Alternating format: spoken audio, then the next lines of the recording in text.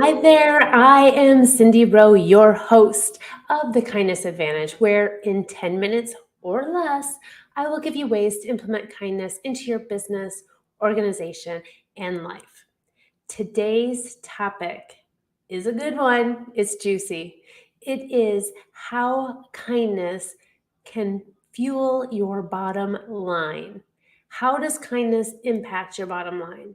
Well, if you've been following me for a while, you have heard me share statistics on the impact that kindness has. And there has been so much research done about how kindness actually improves our workplace environment. 93% of employees say that they would stay with a kind employer. And also, employees would take a kinder boss over a 10% raise. That's insane. So we realize that if we have really good employees that we don't want to lose, we should probably look at retention strategies, and kindness can be one of those. Incorporating a kindness program into your organization could actually keep those good employees around. And it's not just me saying that, I just shared with you some real facts that are out there from research. Companies that focus on kindness culture retain uh, employees 8 to 10 times more than companies that do not. So, have I woken you up a little bit? Okay.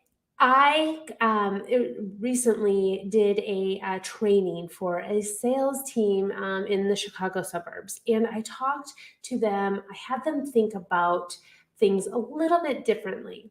And so I came up with a few terms that a lot of businesses and organizations know or hear all the time. And those are KPIs and ROI, right? What if you took those terms that we're very familiar with in the business world and approached them with kindness? This is how I think it would look. And I challenge you to keep an open mind and think about these things as how they would impact your bottom line at your business, organization, nonprofit, or whatever. Key performance indicators, that's KPI, now becomes kindness produces improvements. Hear me out. Kindness is known to build trust. Kindness enhances engagement and commitment. Kindness improves well being. Kindness ignites learning and innovation. Kindness improves productivity and efficiency. And it also promotes high quality service. And that is all backed by research. I just made it relatable to the business world. If you had a kindness program and it was fueled by the upper level and funneled down to everybody else, you would impact the bottom line in a way that you probably wouldn't see coming. It also, let's also take my other term, the ROI, right, which is return on investments. And this is, I actually change it a little bit, return on kindness. So, what happens if you have a kindness program? You now have compassion. So, you have mutual respect and genuine interest. You have flexibility. You meet people where they are at. Patience is being respectful and giving grace when mistakes happen. Um, I have a good story that I would love to share with you. My friend recently posted on social media that she was traveling for business and they were put onto the plane and then they were delayed and then they were taken off the plane and put back on that same plane. And then they were asked to get off the plane again. So everybody was really tense and I would probably say pissed off, right? They were hoping to have left at a certain time. That didn't happen. They were on and off and on and off. And then they got shuffled to another gate for a different plane. Once they got there, they made an announcement that they could start boarding the plane. They all boarded the plane. And then within minutes that the plane was boarded, they asked everybody to get off again.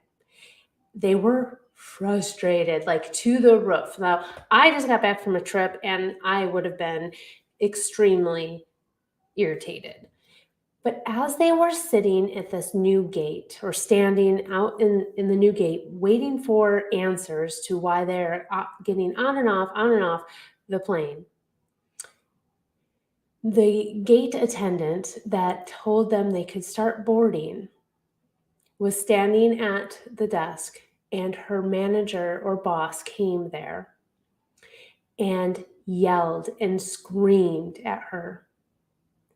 She was not supposed to let the guests board the plane because there were no attendants on the plane, and I guess that's against the rules. So she made a mistake.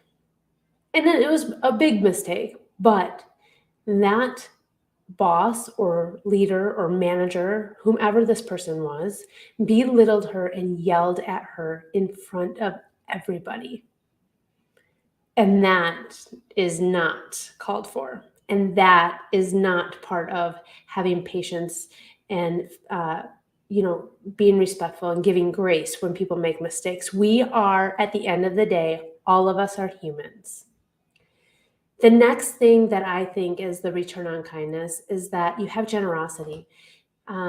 People offer to help others when kindness is given to them. And I shared that with the sales team that, especially when you're dealing with your internal customers, right? We all have internal customers. And if you do something nice and kind for somebody else, when you need a favor, they're more likely to help you out, right? And it's not that you do it because you're going to get something in return. You do it because that makes you feel good and it's the right thing to do. But in reality, you'll actually receive, things when you need it by other people. Another thing for return on kindness is gratitude, giving compliments and recognizing what others are doing is super, super important. And then finally, connection. And that's asking questions and talk about things other than work, right? And all of those things that I just listed in the KPIs and the ROK, they will fuel your bottom line. If if you are still with me, first of all, thank you. Second of all, how would those look like in your organization? What would that look like? How would that make your employees feel?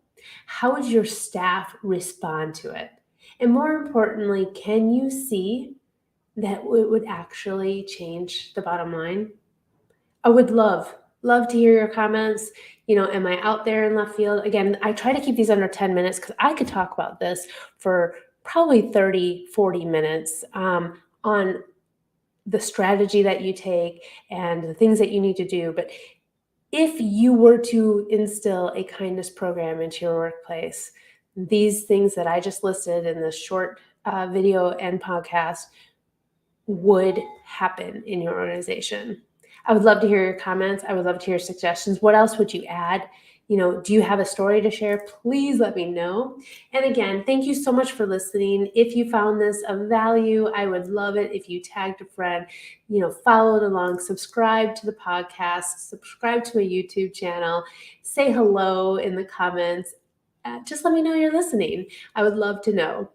Again, as I leave you at every podcast, together, we can create waves of change through kindness. Thank you. Have a great day.